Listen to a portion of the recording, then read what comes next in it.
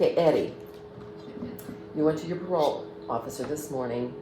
I have mixed feelings about this because you all talked about your transfer home to Tennessee.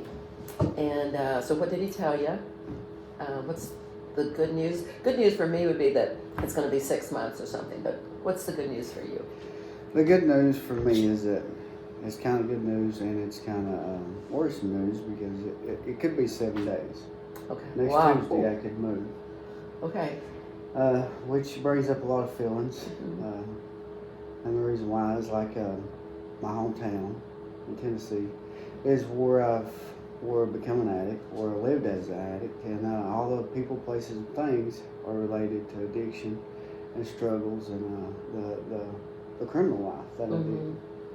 So even though I've been back to Tennessee 3 or 4 times since then, I've stayed real close to my family. I've always had somebody with me. So that keeps me warm and secure. Okay. But now, I guess what I worry about is, when I get back, they're not always going to be with me. They have lives, they have families.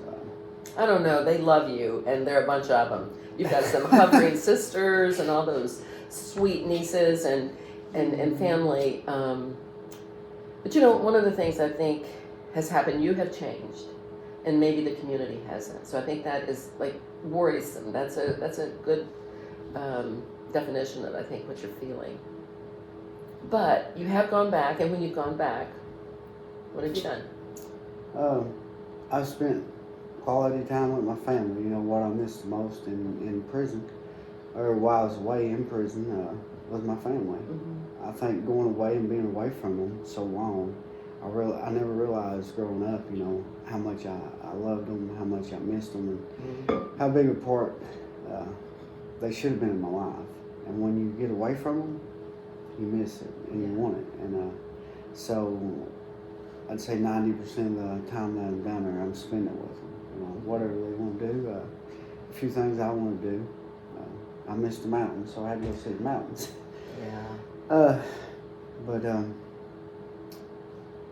that's usually what I do. And my sister, and I'm so proud of her. She opened an AA clubhouse, and I go to it every time.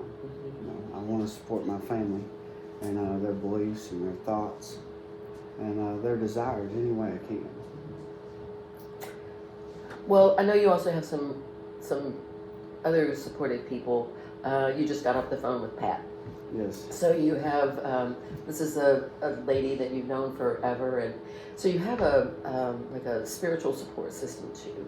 What about a church? Will there be a church that you will be able to jump into, or? Yes, I have 3 churches and I don't know which one. My great aunt, she took me to a church when I was little, probably the first church I ever went to, and she really wants me to go with her. Now it's a small church; they probably ain't 20, That's small. And then there's another one that my baby sister goes to, and it's a good church.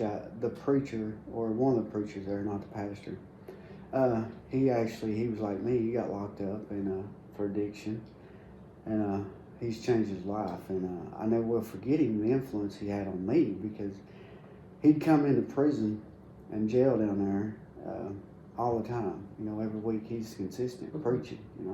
And people would say, bad things. He ain't never gonna change and all that. But he stayed there. He stayed with the Word. And he's still with the Word.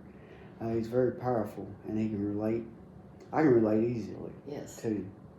And then there's my family church, I guess. My cousin is probably the best as far as a man. He's the best spiritual leader I know. His name's Jim. He's strong in the Lord, and he's got a great church. It's a bigger church. There are a lot of good people there. So them 3, and I don't know which one the Lord wants me at. I want to be at whichever one he puts me at. I believe when you become a part of a church, you grow into it, and you got to do something. If you're just going there to service, then that probably ain't the church for you.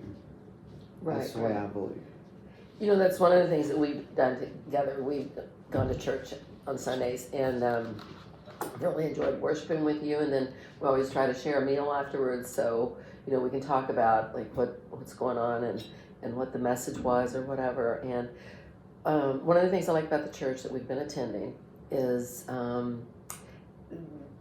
for everybody who has gone with me is it kind of sets the bar for teaching, because it's good teaching, it's truth, it's applicable to today. He addresses sin and addiction and pornography, and he doesn't shy away from any of those things. And so I'm hoping that is something that has been helpful to you to hear a truth and go find something that's where God is speaking through the pastor and through his word. And I really look forward to you getting involved in the church, because you have a lot to offer, because you have brought so much to us. You brought a lot to this house. You brought a spirit of obedience and faithfulness to the Lord. You brought friendship to the guys and support. You brought accountability. And I want to just tell you that I'm really thankful for what you have brought here. And you've raised the bar on our house while you've been here. What are some of the things that Prodigal has offered you that has been beneficial, that will empower you to go home? The support, the relationship, like me and you going to church. I always been there. There's not a time that I know that I couldn't call somebody from Prodigal and they come and take me places or help me or just talk to me, and there's a bunch of you. And everybody's unique. Everybody's different. And they want to be here because they want to be here. Or they're here because they want to be here. And you can feel that. I've been around a lot of people, a lot of negative people, and positive people, and they have a spirit on them. When people love you and they got the Spirit of Christ in you, then you can feel it. It's like somebody hugging you, Yeah. It's warm. Yeah. And it's warm here at this house, and every person here is warm. And there's nothing that I've seen that Prodigal wouldn't do to help somebody. Well, and I'm gonna, because of that, I would like to ask you, what is something that you think we can do even better? And go gentle on us, go easy. No, I'm kidding. Really, something that maybe, because you've lived here, you know what the needs are. So what is something that maybe we can do better to help other people? For me, and it's kind of personal, and I've had desires since the first day I've been here, the first day I've ever talked to you. I wanted to ask the same question that I'm going to tell you that I think needs to be brought here, and that's Malachi Dad's. Yeah. I know it used to be here at one point in time, but and then COVID hit. Yeah, and it's hard to get it back. But I think it would help a lot of people. It helped me. It's probably it's the best program. I've took almost 35, 36 programs while I was locked up. Wow. I was incarcerated, and Malachi Dad's is the best. What was so beneficial? What do you think makes that one different from some of the others? I know it's faith-based, and Harold Riley is like a presence, a big presence. Harold Riley is probably what makes it great. The Lord working through him and just his obedience to God. But the people, they do it because they want to. They get nothing out of it other than what the Lord gives them, and they're so disciplined. You was talking about my discipline, and that's the reason. I was in Malachi Dad's for 5 years altogether. There was a period of time that I had to wait when I went from one prison to another to enter the next class, and I missed one class.